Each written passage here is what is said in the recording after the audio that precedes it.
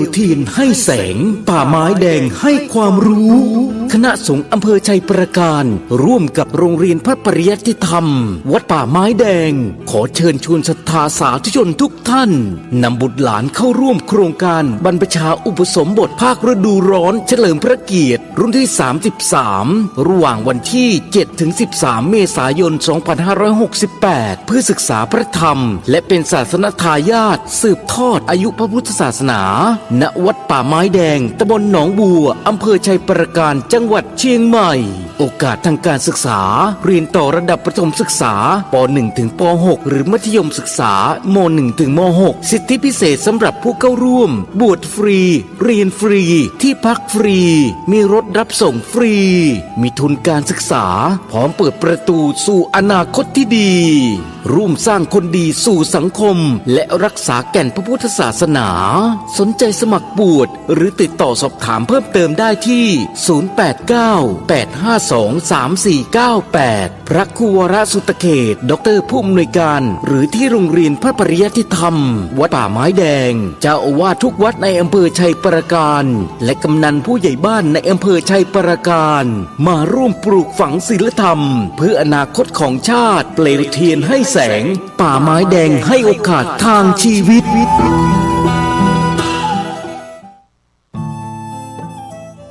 ท่านกำลังติดตามรับฟังสถานีวิทยุกระจายเสียงพระพุทธศาสนาแห่งชาติและสังคมคลื่นเพื่อการศึกษาพระพุทธศาสนาและวัฒนธรรมระบบ FM 104.5 เมกะเฮิรตซ์รายการต่อไปเป็นรายการคดีโลกคดีธรรม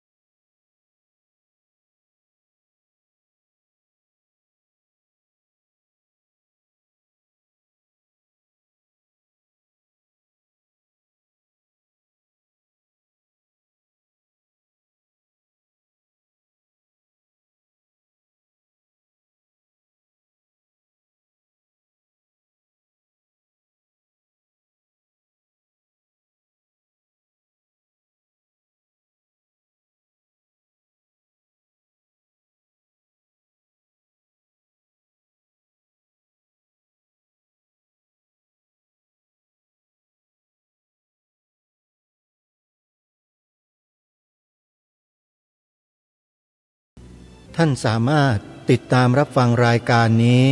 ผ่านโทรศัพท์มือถือของท่านได้ด้วยการดาวน์โหลดแอปพลิเคชันที่ชื่อว่าวิทยุพุทธศาสนาทั่วไทยแอปพลิเคชันวิทยุพุทธศาสนาทั่วไทยนี้มีสถานีวิทยุพระพุทธศาสนาแห่งชาติคลื่นต่างๆรวมกันอยู่48สถานีทั่วทุกภูมิภาคของประเทศไทยให้สาธุชนได้เลือกรับฟังธรรมบรรยายที่ดีๆจากสถานีวิทยุเหล่านั้นได้ตลอด24ชั่วโมงอันนี้เป็นนวัตกรรมใหม่ที่พระสงฆ์ไทยของเราได้นำมาใช้ในงานเผยแผ่พระพุทธศาสนาเป็นระยะเวลาที่ยาวนานพอสมควรอย่างมากก็20 ปีที่ทำสถานีวิทยุกันมาแล้วก็เริ่มมีแอปพลิเคชันซึ่งเป็นเทคโนโลยีใหม่ล่าสุดสมัยใหม่ที่สามารถอำนวยความสะดวกให้กับผู้ที่ชอบฟังธรรมะได้ดาวน์โหลดไว้ในโทรศัพท์ รุ่นใหม่ที่เรียกว่าสมาร์ทโฟนเพื่อติดตามรับฟังสาระที่ดีๆตลอด24ชั่วโมงได้จึงขอเรียนเชิญเจริญพรสาธุชนทั้งหลายช่วยกันแนะน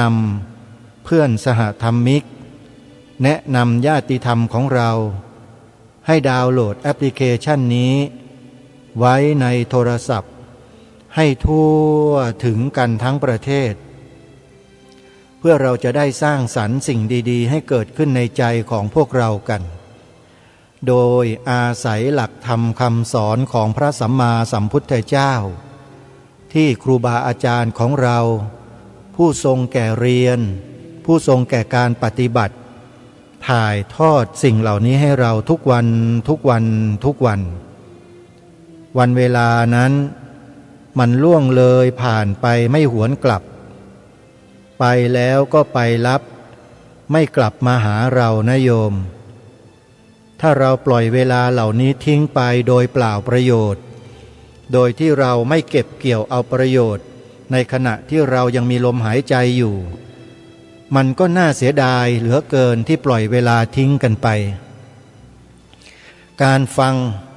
ถือว่าเป็นการสั่งสมบารมีธรรมในส่วนของปัญญาให้เกิดมีขึ้นและเป็นปัญญาที่ไม่มีที่ไหนสถาบันใดในโลกที่จะให้แก่เราได้เท่ากับสถาบันพระพุทธศาสนามีเพียงสถาบันเดียวที่ให้ความรู้ให้ปัญญาสัมมาทิฏฐิแก่พวกเราชาวโลกพวกเราที่เป็นคนไทยพวกเราที่เป็นพ่อแม่ปู่ย่าตายายพี่ป้าน้าอาของพระสงฆ์สามเณร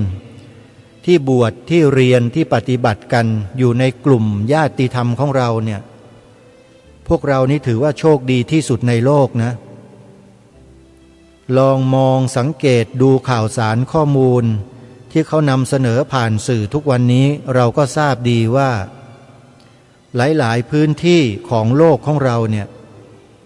มีแต่การก่อสงครามทำสงครามเข็นฆ่าทำลายล้างชีวิตกันอยู่ตลอดไม่เว้นแต่ละวันในขณะเดียวกันพวกเราคนไทยที่นับถือพระพุทธศาสนาเราก็ทำสงครามเหมือนกันแต่เราทำสงครามตามที่พระสัมมาสัมพุทธเจ้าตรัสสอนให้เราทำคือการทำสงครามกับกิเลสภายในใจของเราตรงนี้ต่างหาก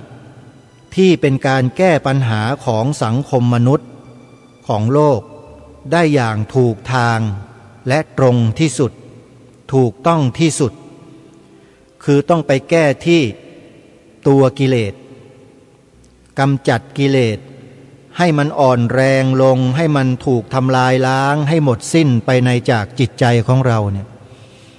นี่แหละคือสิ่งที่พวกเราจะต้องทำให้เกิดขึ้นกิเลสในใจไม่มีใครรู้เท่ากับตัวเราขอย้ำกิเลสในใจเราไม่มีใครอื่นใดรู้เท่ากับตัวเราเองและผู้ที่จะทำลายกิเลสในจิตใจของเราได้นั้นคนอื่นไม่สามารถทำได้นอกจากตัวของเราเองเท่านั้นโยมจงจำหลักการนี้เอาไว้นะจำเอาไว้ให้มั่นแม่นแล้วสอนลูกบอกหลานเราการจะแก้ปัญหาของโลกมนุษย์สังคมมนุษย์เพื่อให้เป็นสังคมที่มีความสงบสุขร่มเย็นเป็นธรรมเนี่ยมันต้องแก้ตรงนี้แก้ตรงนี้ไม่ได้หมายความว่ามุ่งทำแต่เรื่องแก้ปัญหากิเลสในใจอย่างเดียวหน้าที่การงานความรับผิดชอบที่มีอยู่ในสังคมที่เขาสมมุติกันขึ้นมามีตำแหน่งหน้าที่การงานอะไรก็ทำไปตามหน้าที่ของเราด้วยความซื่อสัตย์สุจริตคนเราถ้าสามารถกำจัดกิเลสในใจให้เบาบางและหมดกำลังลงได้เนี่ย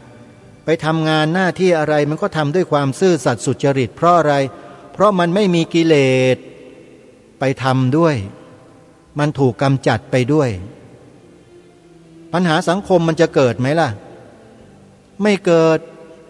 เพราะมันไม่มีเหตุที่จะทำให้ปัญหาเกิดเลยปัญหาการทุจริตคอร์รัปชันปัญหาช่อโกงปัญหาทำลายล้างกันเบียดเบียนกัน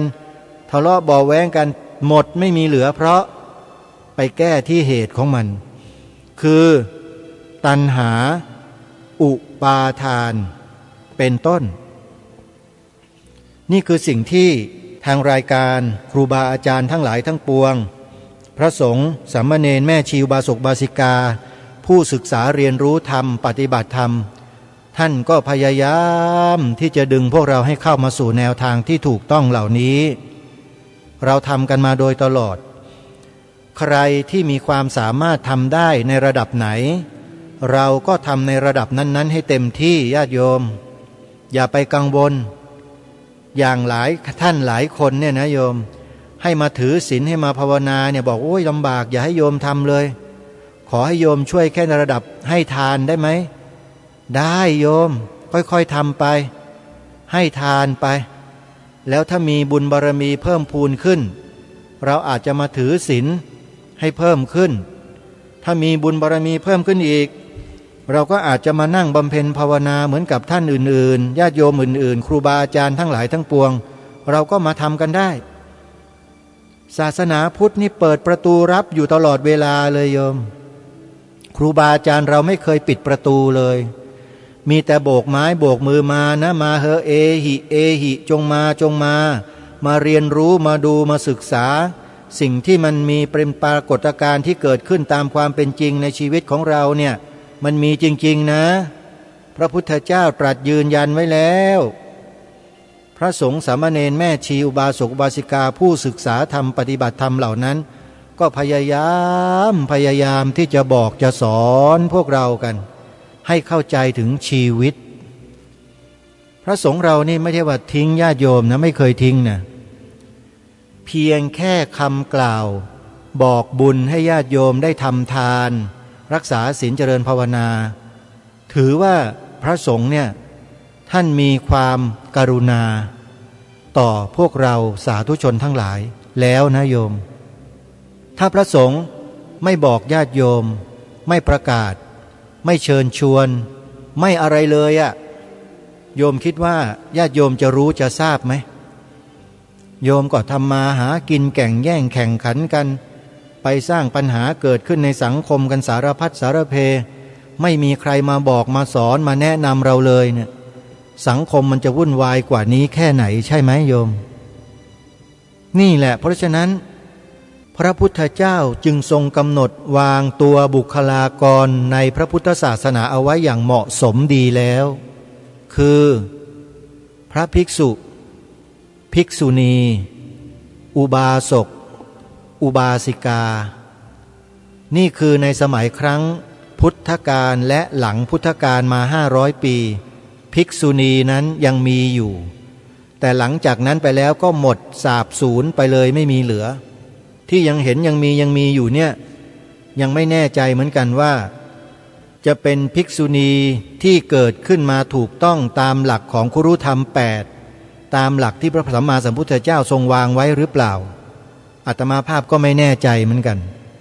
แม้แต่ครูบาอาจารย์ในสายเถรวาทของเราจำนวนมากในประเทศไทยก็มีความกังวลใจในเรื่องนี้กันอยู่แต่ในที่นี้จะไม่หยิบยกมาพูดเรื่องภิกษุณีเป็นที่รู้กันว่าประเทศไทยเราเนี่ยไม่เคยมีภิกษุณีมาก่อนจำแค่นี้พอแต่ที่เห็นมีกันอยู่เนี่ยมาจากที่ไหนก็ไม่รู้แต่ไม่ใช่ของประเทศไทยไปบวชกันมาจากต่างประเทศในประเทศไทยบวชไม่ได้โยมเพราะในประเทศไทยนั้นถือพระวินัยเป็นใหญ่ถ้าอุปสมบทบวชใครก็ตามไม่เป็นไปตามพระธรรมวินัยแล้วบวชให้ไม่ได้และไม่สำเร็จด้วยกรรมเสียหมดเลยถ้าไม่ถูกต้องเพราะฉะนั้นภิกษุณีจะเกิดในประเทศไทยเกิดไม่ได้โยมไม่ได้เลยฮะมันหมดเนี่ยไม่มีเชื้อแล้วอ่ะพูดง่าย หาเหตุบางคนก็พยายามเหลือเกินที่จะเรียกร้องให้คณะสงฆ์นะมีภิกษุณีให้บวชภิกษุณีมันทำไม่ได้จริงๆโยมพระสงฆ์ท่านก็อยากจะทำนั่นแหละแต่ขัดต่อพระวินัยของพระสัมมาสัมพุทธเจ้าพระสงฆ์ทำไม่ได้จริงๆต้องขออภัยด้วยนะภิกษุณีทั้งหลายขอให้ไปอุปสมบทในสถานที่ที่เขารับอุปสมบทนั้นมาเถอะแล้วก็มาอยู่ด้วยกันได้มาอยู่ในบ้านในเมืองมาช่วยกันเผยแผ่ธรรมเนี่ยทำไปเถอะแต่ถ้าจะมาให้คณะสงฆ์รับรองเนี่ยขอร้องเธอโยมอุบาสิกาคนใดอย่างไรก็ตามยุติเถอะเลิกเถอะอย่ามาเรียกร้องเลยเพราะมันผิดพระวินัยอย่ามาเอาพวกมนุษย์สิทธิมนุษยชนจากต่างชาติมาเป็นเครื่องมือในการเรียกร้องในการเคลื่อนไหวต่อสู้อย่าไปทำอย่างนั้นมันผิดมันไม่ถูกต้องอันนี้ต้องฝากพวกเราท่านทั้งหลายให้ทราบถึงข้อเท็จจริงเหล่านี้กันไว้ด้วยไม่ใช่ว่าไปเดินขบวนเรียกร้องกันตะพึดตะพือโดยไม่รู้ข้อมูลเลยไม่รู้ความจริงเลยว่าอะไรเป็นอะไรอย่างนี้เราอย่าไปทำนะอยู่ไปเถอะบวชมาจากที่ไหนก็มาอยู่กันพระสงฆ์ท่านก็ไม่ได้ขับไล่สายส่งอะไรเนี่ยก็อยู่ได้ก็อยู่กันไปสนับสนุนส่งเสริมกันไปจริงไหมพระสงฆ์ไม่ได้มาทำลายไม่ได้มาอะไรเบียดเบียนอะไรอุบาสกอะไรนะภิกษุณีที่มาอยู่ในเมืองไทยเนี่ยพระสงฆ์ท่านก็ไม่เบียดเบียนแถมยังอนุเคราะห์ส่งเสริมด้วยซ้ำไปทำความดีทำไมจะไม่ส่งเสริมใช่ไหมยกเว้นแต่ภิกษุณีบางคนที่โจมตีพระสงฆ์ด่าว่าพระสงฆ์ใส่ร้ายพระสงฆ์อยู่ไม่เป็นนิดอย่างเงี้ยพวกนี้นะยกไปอีกต่างหากเลยพวกนั้นคณะสงฆ์ก็ไม่ยอมรับเพราะการกระทำและพฤติกรรมที่แสดงออกซึ่งมันมีอยู่นะหลายคนหลายท่านอาจจะไม่รู้นะเดี๋ยวนี้ภิกษุณีมีอยู่หลายกลุ่มนะโยมแยกให้ออกนะอย่าไปปนกันอย่าไปปนกันนะที่ดีๆเขาก็มีไม่ใช่ไม่มีนะแล้วมีเยอะขึ้นด้วยทุกวันนี้แต่ที่เราจะไม่ค่อยพูดถึงกันก็คือแม่ชีทำไมเรามองข้ามแม่ชีกันไปโยมแม่ชีนี่ช่วยงานพระพุทธศาสนาของเราได้เยอะมากนะโยมจริงๆทำงานได้หลายด้านเลยเผยแผ่ก็ได้การศึกษาก็ได้ปฏิบัติก็ได้ทำครัวก็ได้เก็บกวาดเช็ดถูก็ได้ไปจ่ายตลาดก็ได้ทำอะไรต่อมีอะไรได้เยอะแยะไปหมดเลยแม่ชีเรามองข้ามแม่ชีไปได้ยังไงเพราะฉะนั้นต้องส่งเสริมแม่ชีให้มากๆอย่ามองข้ามนะโยมนะเราส่งเสริมพระภิกษุสงฆ์กันมาเยอะเราก็ทำตามปกตินั่นแหละแต่เราก็เจียดไปส่งเสริมท่านแม่ชีทั้งหลายด้วยนะให้ท่านช่วยงานพระศาสนาให้ขับเคลื่อนกงล้อธรรมจักรไปด้วยกันขับเคลื่อนไปข้างหน้าเพื่อเผยแผ่พระพุทธศาสนาไปให้ทั่วทั้งแผ่นดินนะช่วยกันคนละไม้คนละมือนี่ก็เป็นการปรารภให้พวกเราได้รับรู้รับทราบกันในเบื้องต้นว่าการฟังธรรมจากสื่อที่ครูบาอาจารย์ท่านจัดท่านทำไว้เนี่ยเป็นเหตุเบื้องต้นของการพัฒนาทุกสิ่งทุกอย่างไปในทิศทางที่ถูกต้องในที่นี้ก็คือในทางที่สุจริตคุณไปหาแนวทางอื่นมาพัฒนาคนให้สุจริตเนี่ยยากนอกจากหลักธรรมคำสอนของพระสัมมาสัมพุทธเจ้าแล้วเนี่ยอย่างอื่นที่จะพัฒนาให้บริสุทธิ์ดีงามหายากส่วนมากก็จะไปในทิศทางที่ตรงกันข้ามจะเป็นอย่างนั้นตรงกันข้ามเนี่ยคือเบียดเบียนนะฮะศาสนาพุทธนี่คือไม่เบียดเบียนนะอหิงสาแต่ลัทธิอื่นสอนให้เบียดเบียนคนอื่นจริงไม่จริงท่านก็ไปดูหลักฐานข้อมูลที่อปพสเขานำเสนอผ่านสื่อดิแนะนำให้ไปดูแล้วท่านก็ไปดูกันเขาเขียนกันไว้เลยเป็นตำรับตำราเลยเป็นคัมภีร์เป็นเล่มๆใครที่ไม่ใช่ผู้นับถือของเขาก็จัดการเลยอย่างเงี้ยอะไรแบบเนี้ยในเทือกเนี้ยนะโยมก็ไปดูเอาแล้วกันนะทางรายการก็คงจะไปเอ่ยนามเอ่ยชื่ออะไรของใครก็ไม่ได้หรอก ได้แต่บอกว่ามันมีพฤติกรรมอย่างนี้มีอยู่ในลัทธิบางลัทธิในโลกใบนี้นะฮะเพราะฉะนั้นจงช่วยกันนะโยมช่วยกันส่งเสริมบุคลากรในทางพระพุทธศาสนาของเราที่พระสัมมาสัมพุทธเจ้าได้ทรงกำหนดเอาไว้เนี่ยให้มีกำลังความสามารถในการปฏิบัติหน้าที่ให้ดีที่สุดกล่าวคือ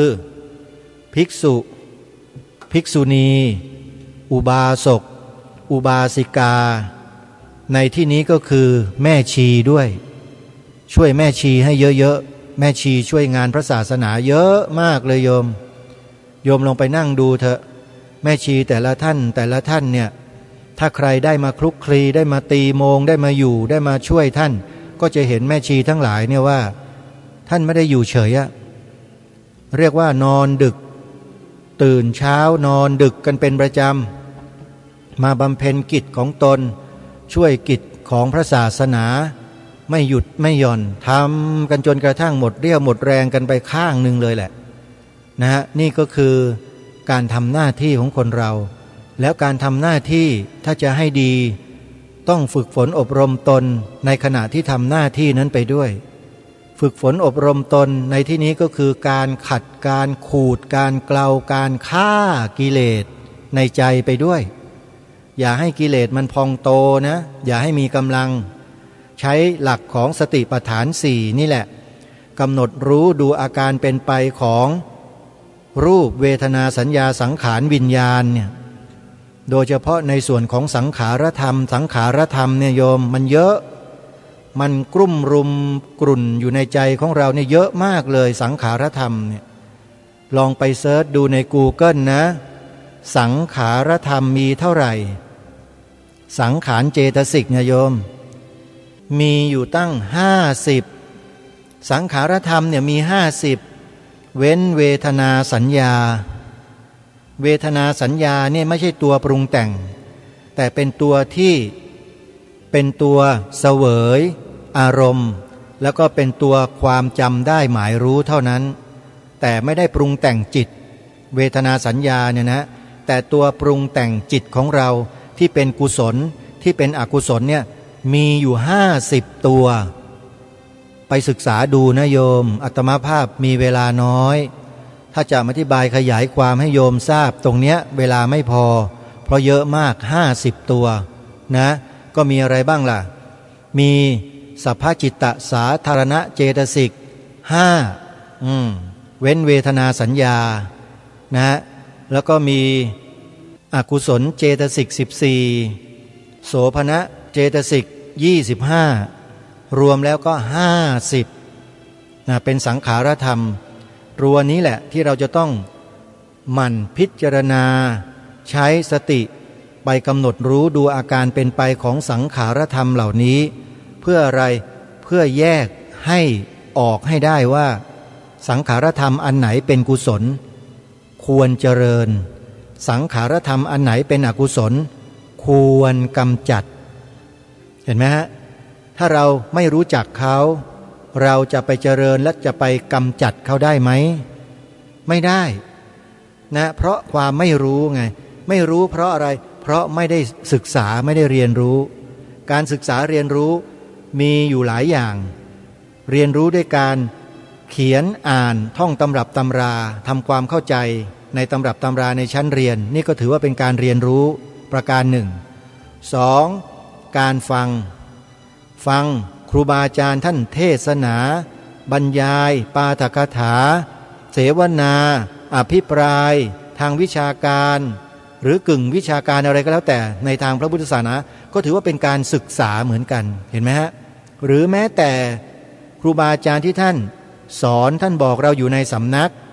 เช่นพระอาจารย์สอนการปฏิบัติอย่างเนี้ยสอนธรรมสอนนักธรรมสอนบาลีเหล่านี้ที่ท่านมาอธิบายความให้เราเนี่ยก็ถือว่าเป็นการศึกษาเหมือนกันเพราะฉะนั้นการฟังเนี่ยเป็นเรื่องที่สำคัญเป็นปัจจัยแรกที่มีความสำคัญมากทางรายการจึงย้ำให้ญาติโยมสาธุชนเราเนี่ยดาวน์โหลดแอปพลิเคชันเพื่อฟังเพื่อศึกษาเรียนรู้เพื่อดูอาการเป็นไปของรูปนามของเราโดยอาศัย ข้อมูลที่เราศึกษาเรียนรู้นี้แหละมาเทียบเคียงพิจารณาถึงสภาวะที่เป็นไปในรูปในนามของเราเนี่ยว่ามันอิงอาศัยกันเกิดขึ้นอย่างไรตั้งอยู่ในลักษณะไหนแล้วมันก่อให้เกิดอะไรและสุดท้ายสิ่งเหล่านี้มันยั่งยืนถาวรไหมพิจารณาให้เห็นถึงสัจธรรมความจริงของมันว่ามันเป็นอย่างไรและเราควรที่จะเจริญสิ่งใดควรจะทำลายสิ่งใดถ้าเราเรียนรู้เราก็จะเข้าใจและใช้วิธีในการเจริญและกำจัดได้ง่ายเพราะมันเห็นตัวแล้วนี่ตัวขาวเจริญตัวดำกำจัดแยกเป็นขาวกับดำขาวคือกุศลดำคืออกุศลพอเรารู้เห็นชัดแล้วมันเกิดขึ้นมาในจิตปุ๊บรู้เลยว่าอะไรควรเจริญส่งเสริมมันสีดำเกิดขึ้นควรกำจัดรีบกำจัดทันทีเห็นไหมเนี่ยนั้นการฝึกฝนอบรมตนศึกษาเรียนรู้มันต้องเริ่มต้นที่การฟังดาวน์โหลดหรือยังโยมแอปพลิเคชันที่ชื่อว่าวิทยุพุทธศาสนาทั่วไทยไปเลือกฟังสถานีวิทยุ48สถานีไหนก็ได้โยมเปิดฟังได้เลยแต่ถ้าจะให้แนะนำนะอาตมาก็ต้องแนะนำสถานีวิทยุที่คุ้นเคยกันสิแล้วก็เปิดฟังอยู่เป็นประจำเช่นวัดป่าจริยธรรมวัดหนองกายวัดศรีอุดมวงศ์วัดบ้านปลาคูนวัดฝายหินวัดสามชุกวัดอารามมงคลเป็นต้นอาตมาก็แนะนำวัดเหล่านี้แหละเพราะว่าทำงานร่วมกันอยู่แล้วก็ติดตามรับฟังอยู่เป็นประจำเป็นปกติแต่ถ้าหากญาติโยมจะฟังสถานีอื่นก็ฟังได้โยมไม่มีใครห้ามนะได้ธรรมะดีๆฟังธรรมะไหนดีๆที่ถูกกับจริตของเราฟังแล้วจิตใจเราดีจิตใจเราขาวจิตใจเรามีเป็นกุศลเราก็ฟังอันนั้นให้เยอะๆโยมแต่ถ้าฟังแล้วจิตเราเป็นอกุศลเราก็อย่าไปฟังมากนะโดยเฉพาะสื่อที่อยู่ข้างนอกโยมทั้งโทรทัศน์ทั้งวิทยุทั้งอะไรก็แล้วแต่เถอะถ้าดูแล้วทำให้จิตใจเราเศร้าหมองขุ่นมัวเราก็หยุดอย่าไปดูอย่าไปฟังเปลี่ยนเขาเรียกเปลี่ยนอารมณ์แห่งการฟังเสียใหม่จากฟังดูสิ่งเหล่านั้นก็มาฟังมาดูสิ่งที่ทางรายการแนะนำก็คือแอปพลิเคชันวิทยุพุทธศาสนาทั่วไทยขออนุโมทนากับทุกท่านด้วยนะที่บอกให้ญาติธรรมของเราเพื่อนมิตรสหายพี่น้องญาติของเราเนี่ยดาวน์โหลดแอปพลิเคชันนี้ไว้ให้ทั่วถึงกันจะเป็นประโยชน์ทั้งในปัจจุบันแล้วก็อนาคตร่วมกันด้วยโดยเฉพาะรายการคดีโลกคดีธรรมที่ญาติโยมสาธุชนสดับรับฟังกันมาเป็นระยะเวลาที่ยาวนานแล้วเนี่ยหลายท่านก็เห็นก็ทราบในเชิงประจักษ์แล้วว่ารายการนี้เป็นอย่างไรนะสำหรับท่านที่มีความเข้าใจก็แนะนำให้ผู้อื่นได้เข้าใจได้รู้จักเพื่อเขาจะได้สดับรับฟังในสิ่งที่เขาไม่เคยได้ยินได้ฟังมาก่อนไม่มีรายการไหนสถานีใดมารณรงค์ให้กล่าว2 ประโยคที่ทางรายการได้ทำมาโดยตลอดไม่มีนะเพราะอะไรเพราะว่าพื้นฐานการดำเนินมาเนี่ยต่างกันญาติโยมอาตมาภาพดำเนินมาในลักษณะของแนวทางของการต่อสู้เพื่อปกป้องพระพุทธศาสนาโดยภาพรวมมีการศึกษาเรียนรู้ดูข้อมูลหลักฐานที่เกิดขึ้นอันเป็นภัยคุกคามต่อพระพุทธศาสนาในประเทศไทยของเรามาโดยตลอดเห็นแล้วทราบแล้วประจักษ์แล้วก็มาร่วมกันกับครูบาอาจารย์จำนวนหลายรูปทำหน้าที่ด้วยกันทำมาทำไปทำได้สักระยะหนึ่ง ปรากฏว่าครูบาอาจารย์ผู้ที่ร่วมงานกันสมัยอดีตก็ค่อยๆห่างเหินดำเนินไปในทิศทางที่ตนเองกระทำหน้าที่กันอยู่โดยส่วนมากปลีกตัวกันออกไปทำหน้าที่ของตนของใครก็ของใครกันไปหน้าที่นี้ก็เลยไม่ค่อยมีใครมาสานต่อจนถึงวันนี้ก็จะเห็นว่าก็มีเหลืออยู่รายการคดีโลกคดีธรรมรายการนี้แหละโยมที่ยืนหยัดทำหน้าที่อยู่เช่นนี้มาตั้งแต่ต้นตั้งแต่เมื่อไหร่ปีพระพุทธศักราช 2545 ทำมาตั้งแต่ปี 45 โยมนับเวลาได้เท่าไหร่23 ปีได้ไหมเอา22 ปีแล้วกันกลมๆเลย22 ปีแล้วอะที่ทำหน้าที่นี้มาแล้วก็ทำมาโดยตลอดไปเปิดฟังรายการคดีโลกคดีธรรมที่จัดตั้งแต่ต้นมาเนี่ยท่านก็จะทราบดีว่าแนวทางในการพูดออกรายการที่รายการคดีโลกคดีธรรมมาตั้งแต่วันแรกจนถึงวันนี้เนี่ยเป็นแนวทางเดียวกันหรือไม่ท่านลองไปเปิดฟังกันดูนะใครที่มีโทรศัพท์มือถือมีคอมพิวเตอร์ตั้งโต๊ะ PC ก็ลองไปเปิดดูใน YouTube พิมพ์คำว่าคดีโลกคดีธรรมแล้วก็ย้อนกลับไปฟังคลิปแรกๆที่มีคนโพสต์เอาไว้เนี่ยลองเปิดฟังดูก็ได้นะฮะแล้วก็ลองมาฟังในปัจจุบันดูซิว่ายังเป็นแนวทางเดียวอยู่หรือไม่เป็นแนวทางเดียวนี่แหละโยมเพราะมีเป้าหมายชัดเจนไงเป้าหมายของรายการคดีโลกคดีธรรมก็คือทำให้บ้านนี้เมืองนี้มีกฎหมายรัฐธรรมนูญที่สมบูรณ์และถูกต้องโดยเฉพาะยกย่อง3 สถาบันหลักของชาติให้เด่นชัดที่ผ่านมาตั้งแต่เปลี่ยนแปลงการปกครอง2475มาเนี่ยขาดไป1 เสาหลักที่ไม่เด่นชัดเลยคือสถาบันพระพุทธศาสนาถูกกำจัดออกนอกสาระบบของรัฐธรรมนูญคือไม่บัญญัติรับรองไว้ตั้งแต่เริ่มต้นซึ่งเราก็รู้ว่าทำไมคณะราษฎรจึงไม่บัญญัติไว้ให้ศาสนาพุทธเป็นศาสนาประจำชาติตั้งแต่แรกพวกเรารู้ชัดเจนเลยและถ้าใครต้องการทราบข้อมูลในเชิงลึกให้ติดต่ออปปส.ขอข้อมูลจากเขาได้เลยเพราะเขาเป็นผู้รวบรวมสืบค้นหาข้อมูลหลักฐานเหล่านั้นมาเปิดเผยในรายการของเขาถ้าใครจะไปติดตามรับชมก็ชมใน YouTube ได้พิมพ์พยัญชนะไทยอักษรย่อ4 ตัวแล้วก็เข้าไปดูได้เลยออ่างปอปลาพอพานสอเสืออักษรพยัญชนะไทยย่อ4 ตัวอปพสแล้วก็เข้าไปชมไปดูข้อมูลที่เขานำมาเสนอถ้าหากว่าต้องการหลักฐานที่เป็นเอกสารก็โทรศัพท์เข้าไปตามหมายเลขที่เขาประกาศที่เขาโชว์อยู่ที่หน้าจอนั่นแหละก็โทรไปถามเขาดูว่ามีไหมหลักฐานอันนี้อะไรต่างๆเหล่านี้นี่คือสิ่งที่ทางรายการติดตามสถานการณ์เหล่านี้มาตั้งแต่ต้นปีพระพุทธศักราช 2545 เป็นต้นมาอปพส.เนี่ยเพิ่งจะมาเกิดเมื่อ2-3 ปีที่ผ่านมานี่เองโยมก็ถือว่ามาเกิดขึ้นมาทันต่อสถานการณ์ในปัจจุบันนี้ก็ถือว่าดีนะ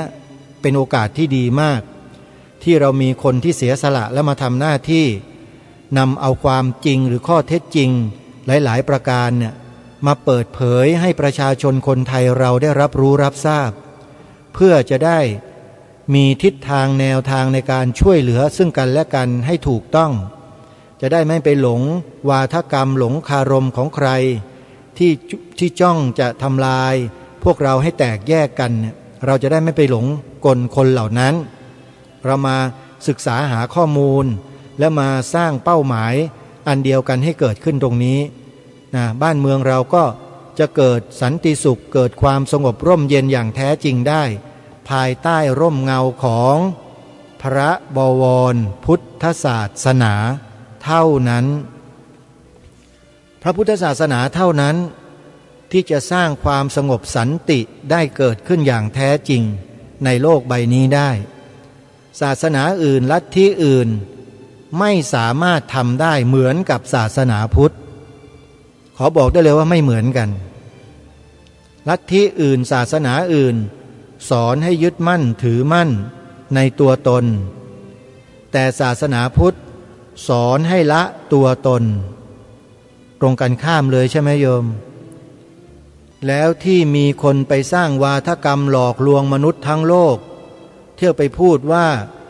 ศาสนาทุกศาสนาสอนให้คนเป็นคนดีเหมือนกันเนี่ยพวกเราไปหลงเชื่อได้ยังไง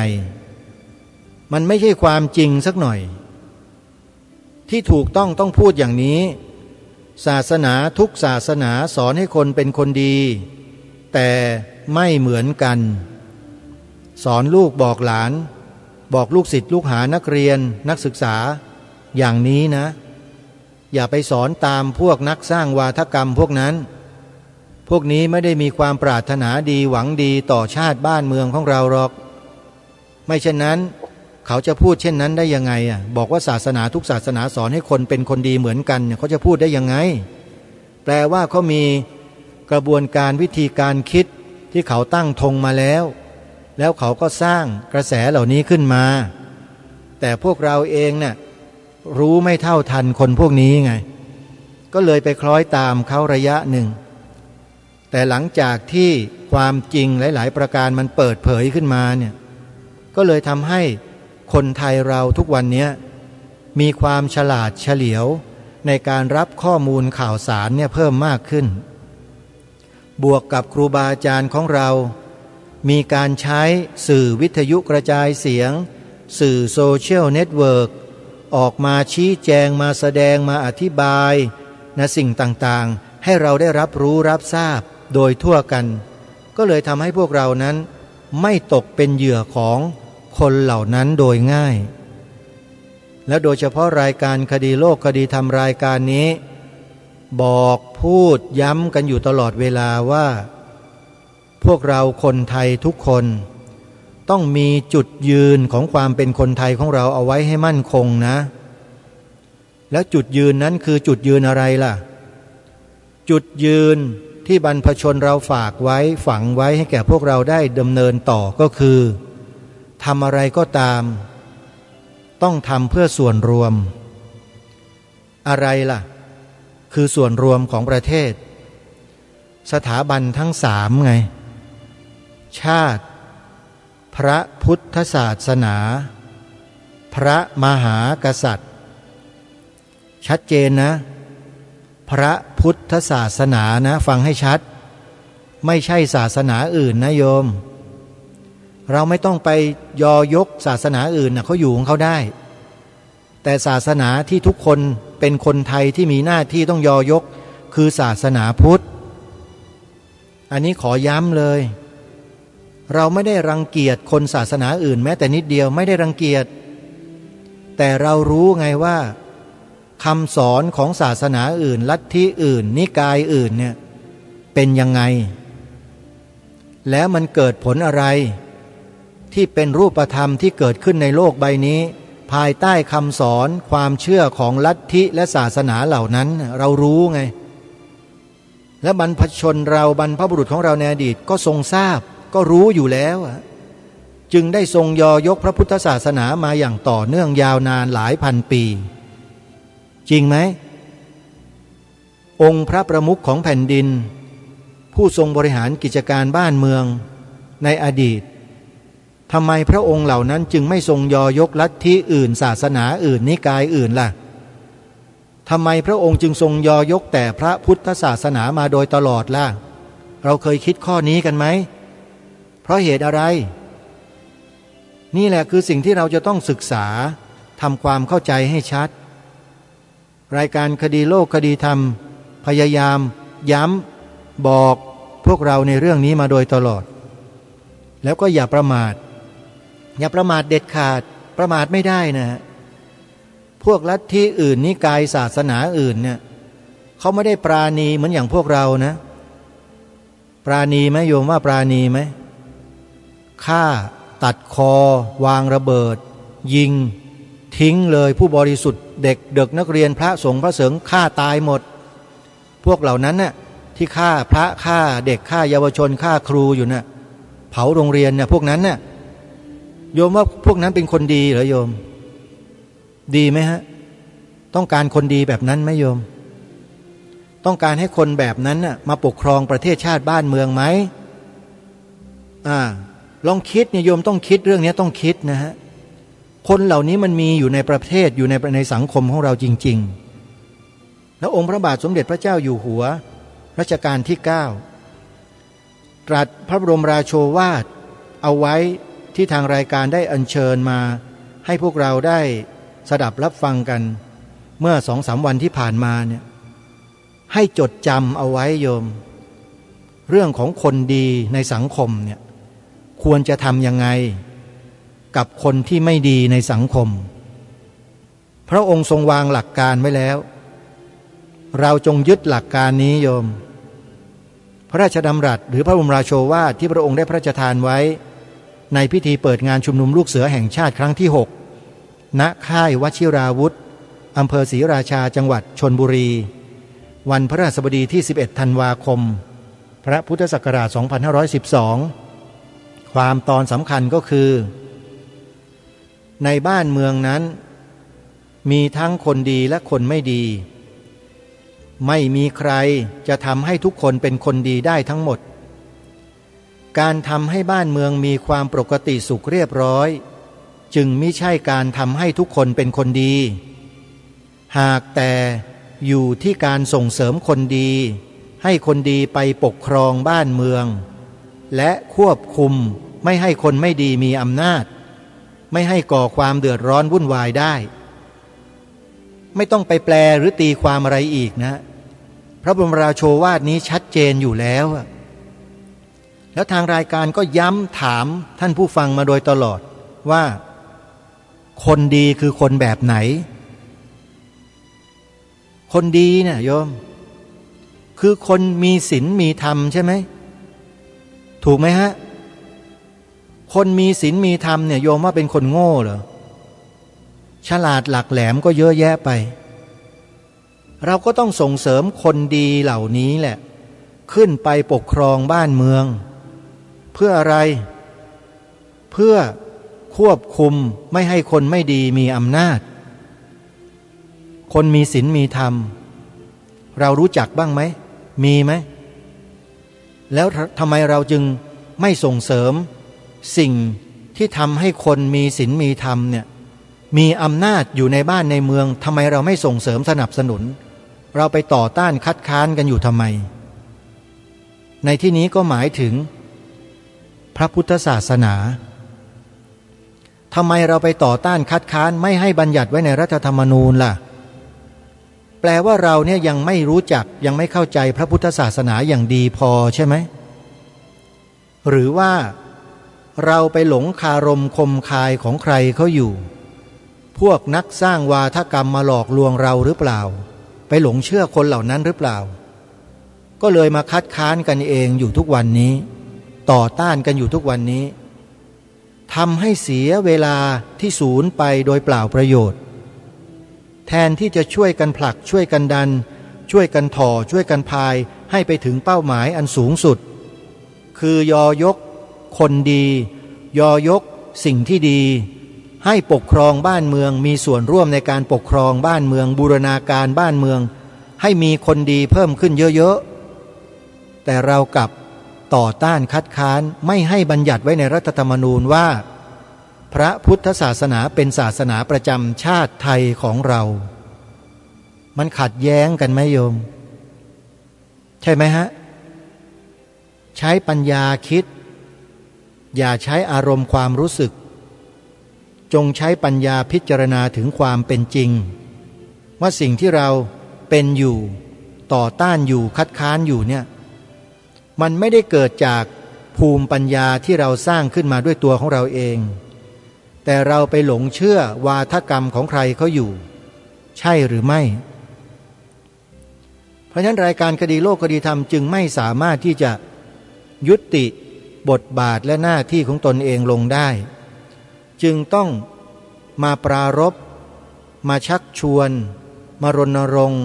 ให้พวกเราคนไทยทั้งหลายเนี่ยมารับผิดชอบต่อหน้าที่ของตนเองในข้อนี้ด้วยกันรายการนี้ไม่ได้ขอสิ่งอื่นใดเลยขอเพียงให้เราใช้ปากเนี่ยให้มันเป็นประโยชน์ต่อส่วนรวมกันสักนิดได้ไหมมีไมโครโฟนอยู่กับปากเนี่ยหาแนวหาวิธีการเทคนิคทุกคนเนี่ยเก่งทั้งนั้นแหละจัดรายการวิทยุกันได้เนี่ยแต่ทำไมจึงนำเอาประโยค2ประโยคนี้ออกไปพูดให้สังคมได้เกิดความรู้สึกให้เป็นอันหนึ่งอันเดียวกันไม่ได้ล่ะมันเกิดอะไรขึ้นในใจของท่านลองสำรวจกันดูหน่อยสิมันเป็นเพราะอะไรไม่มีความกล้าพอหรือเปล่าหรือเกรงอกเกรงใจใครเขาอยู่ทำไมไม่เกรงใจบรรพบุรุษตัวเองที่สละเสียเลือดเนื้อมารักษาแผ่นดินและความดีงามเหล่านี้เอาไว้ทำไมไม่คำนึงถึงบรรพบุรุษตนเองบ้างไปเชื่อใครอยู่ทุกวันนี้จริงไหมเนี่ยที่ถามเนี่ยจริงไหมฮะทำไมไม่เชื่อมั่นตัวเองเนี่ยเชื่อมั่นตัวเองเนี่ยศักยภาพตัวเองมีอยู่บำเพ็ญเป็นพระพุทธเจ้าได้ทุกคนเนี่ยพวกเราเนี่ยทำไมไม่เชื่อศักยภาพตัวเองล่ะไปหลงคารมคมคายใครเขาอยู่ไปเกรงอกเกรงใจใครเขาอยู่พวกเราจริงไหมจึงขอฝากให้พวกเราได้ช่วยกันคิดช่วยกันพิจารณาสักนิดหนึ่งอย่ามาตำหนิอย่ามาว่ากันโดยที่ตนเองก็ยังไม่ได้ทำการศึกษาหาข้อมูลให้ถูกต้องตรงประเด็นและชัดแจ้งแล้วก็มาต่อต้านมาคัดค้านขัดแข้งขัดขากันอยู่อย่างนี้เลิกเถอะพอสักทีเถอะโยมไปในทิศทางเดียวกันสักทีเถอะไปสู่เป้าหมายเดียวกันซึ่งเป็นเป้าหมายที่บรรพชนเราเนี่ยเคยทำเอาไว้แล้วนะศาสนาพุทธเป็นศาสนาประจำชาติไทยเนี่ยแต่หลังจากเปลี่ยนแปลงการปกครองมันเกิดอะไรขึ้นตรงนั้นนั่นแหละครับมันเกิดการเปลี่ยนแปลงตรงนั้นแหละครับ2475ที่ผ่านมานั่นน่ะไปดูข้อมูลในการ์ตูนแอนิเมชันที่มีผู้จัดทำเรื่องนี้ขึ้นมาดูท่านก็จะรู้ท่านก็จะทราบกันเองว่ามันเกิดอะไรขึ้นทำไมกลุ่มคณะราษฎรจึงไม่บัญญัติให้ศาสนาพุทธเป็นศาสนาประจำชาติไทยในฐานะที่เป็นสถาบันหลักสูงสุดของชาติเอาไว้ให้ถูกต้องคุณไปปลดล็อกสิ่งเหล่านี้ออกจากสาระบบของชาติทำไมใครอยู่เบื้องหลังพวกคุณนี่คือคำถามให้พวกเราไปหาคำตอบถ้าใครต้องการทราบแนะนำแล้วนะฮะไปดูคลิปในช่อง YouTube ของอปพสออ่างปอปลาพอพานสอเสือพยัญชนะไทยย่อ4ตัวอปพสไปเปิดดูเถอะครับครูบาอาจารย์ฮะพยายามอดทนฟังให้จบในแต่ละคลิปนะครับแล้วจะได้ข้อมูลฮะแล้วถ้าเป็นไปได้ขยันหมั่นเพียรฟังให้เยอะๆหลายๆคลิปหน่อยก็จะพบข้อมูลหลายๆอย่างที่ท่านไม่เคยได้รู้มาก่อนอยู่ในนั้นแหละครับคนเหล่านี้ท่านเหล่านี้เข้าไปสืบค้นข้อมูลกันมาหมดแล้วรู้เช่นเห็นชาติกระชากไส้อะไรบางสิ่งบางอย่างออกมาให้เราเห็นเป็นขดหมดเลยหายสงสัยฮะว่าทำไมจึงต่อต้านคัดค้านพระพุทธศาสนากันเหลือเกินไม่ยอมให้เป็นศาสนาประจำชาติบัญญัติไว้ให้ถูกต้องตามกฎหมายรัฐธรรมนูญคัดค้านกันเหลือเกินคัดค้านทำไมไปดูคลิปอปปสแล้วหายสงสัยครับอันนี้แนะนำนะครับจะดูไม่ดูไม่เป็นไรแต่นำข้อเท็จจริงมาแจ้งมาบอกกับพวกเราให้รับทราบว่าทำไมจึงไม่มีบทบัญญัติในรัฐธรรมนูญรับรองสถาบันพระพุทธศาสนาเอาไว้ให้ถูกต้องในฐานะที่เป็นสถาบันสูงสุดของชาติ1 ใน 3สถาบันคำตอบมีอยู่ในนั้นครับถ้าท่านไม่ดูก็ไม่มีวันจะรู้ได้ทางรายการจะบอกท่านเท่าไหร่มันก็สู้หลักฐานข้อเท็จจริงที่มีอยู่ที่กลุ่มอปปสเขานำมาเปิดเผยไม่ได้ครับคำพูดมันสู้หลักฐานไม่ได้อปพสเขามีหลักฐานครับว่าเพราะอะไร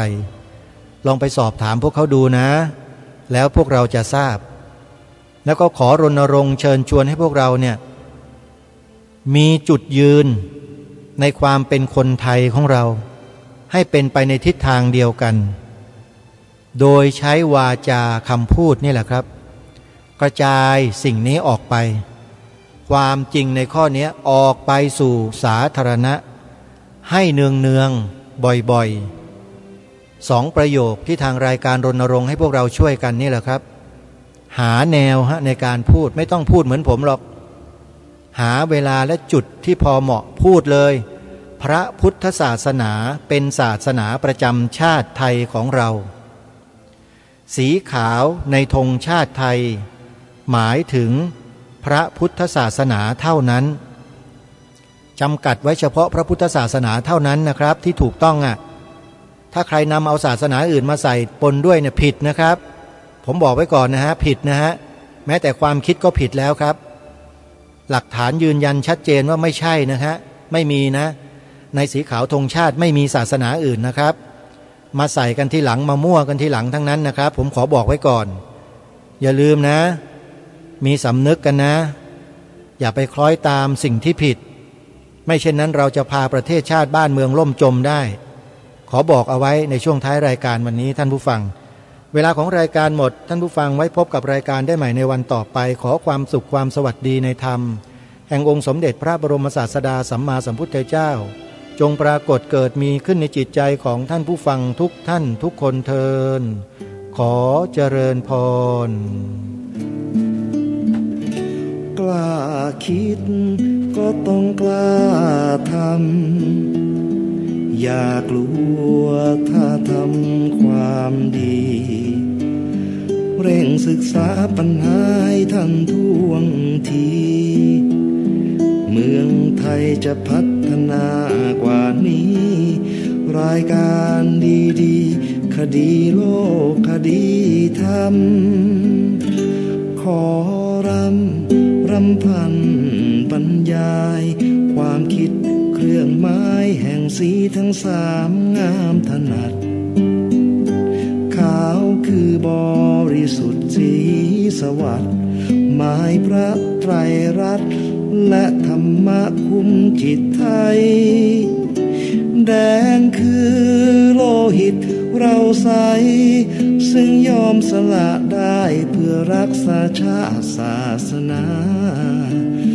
น้ำเงินคือสีโสภาอันจอมประชาถ้าโปรดเป็นของส่วนองค์จัดริ้วเข้าเป็นไตรรงค์จึงเป็นสีธงที่รักแห่งเราชาวไทยทหารอวตารนำไปยงยุทธวิชัยวิชิตก็ชูเกียรติสยาม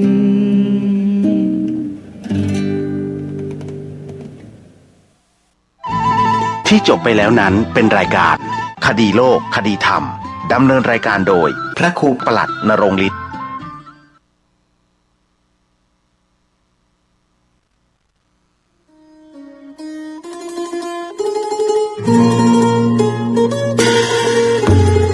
ขอเชิญร่วมงานปริวาสกรรมสืบสารงานพระศาสนาบวชเนกขมาบารมีพราหมณ์ปฏิบัติธรรมประจำปี 2568 ระหว่างวันที่ 1-10 มีนาคม 2568 ณ สำนักวิปัสสนาปฏิบัติบูชาพระพุทธบาท400หลวงปู่ทองสิริมังคโลตำบลสลวงอำเภอแม่ริมจังหวัดเชียงใหม่ขอเชิญทุกท่านร่วมเป็นเจ้าภาพถวายผ้าตาหารวันละ 15,000 บาทข้าวต้ม